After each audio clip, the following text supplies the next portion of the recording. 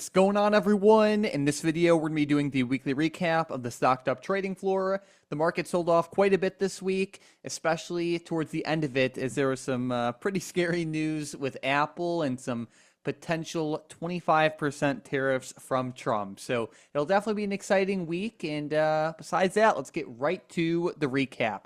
Starting off with the pullbacks channel, we could see on Monday there was some pretty good action with FSLR, NVAX, and QBTS. All of these plays moved up in a pretty good way. Apple was a dud, but overall, pretty good day to start the week. As we continue on, we could see on Tuesday, there was some pretty good action with QBTS again. Moderna moved a decent amount as well, and DG had some okay movement. Nothing too crazy, but good, especially for only 3 plays. Continuing on, we could see on the 21st, there was some really good action with CRWV, as that one certainly led the way. LAES and PANW had some respectable moves as well. RILY and then Google didn't really move that crazy much, but nothing too bad. It just, is kind of more of a dud than anything else. But overall, good nonetheless. And then continuing on to the 22nd, I would say this is the slowest day of the week for the pullbacks channel. There were some okay moves with like AAP, but honestly, I would just say it was a weak day for pullback style setups. It was much better for breakouts.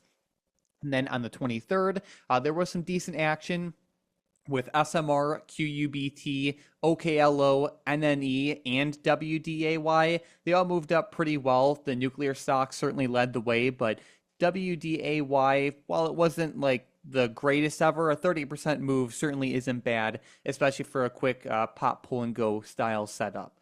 Shifting over into the breakouts channel, on the 19th or Monday, it was a pretty good day as FSLR and QS and ACHR had some good moves. The rest of the stocks had some okay moves, and there were a few duds sprinkled in as well. As the week went on, it got much more intense and momentum driven.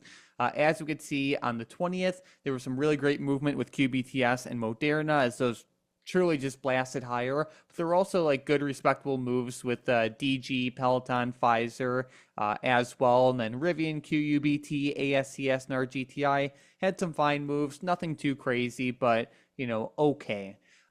Continuing on, we could see that on the 21st is when things started to pick up a good amount. We could see the recap had CRWV and Google really leading the way with like 484% to 333% moves. Definitely no complaints there. KHC had some good movement as well, and it was a pretty solid day. Of course, and as always, there are some plays that just aren't going to move, and that's just the reality of trading. But I would say the 21st definitely had a lot of solid opportunities. And then the 22nd was also a pretty good day where there was some serious movement with some of these quantum stocks. IONQ and RGTI just exploded as they had options move up by 744% to 891%. This is where like almost all the opportunity was at, but there was even like other tickers that did very well, as we can see from this list. The 22nd was definitely the day of the week between both channels, and there was a ton of opportunity with Quantum. But also Friday had a lot of good movement as well, as the nuclear industry had some good moves. What I liked on Friday is that while there weren't like a ton of plays, there were like, you could say 6 plays that almost all had good movement. I know WDA didn't really move that much, but WDAY, I should say, but all the rest of them like had some pretty good moves. The besides WDAY, the worst performer was UEC, and that had a 51% move, where the best performer, SMR, had a 155% move, and the second best performer had a 151% move. So lots of good action there, which is always good to see. But as we always say, it's important to be aware of and especially deploy other strategies as well. Of course, having a long-term portfolio is crucial. And one thing that goes hand in hand with that is shorting put options, because that can be like a great way to incrementally start a long-term portfolio while at the same time getting paid to do so, which is what our Theta Trades channel focuses on. The Theta Trades recap for this week was pretty good, as 3 of the 4 stocks immediately expired for max profit. Enphase puts did did get assigned. And with short put options, you always have to make sure that you're more than happy to own the shares in the event the short put gets assigned.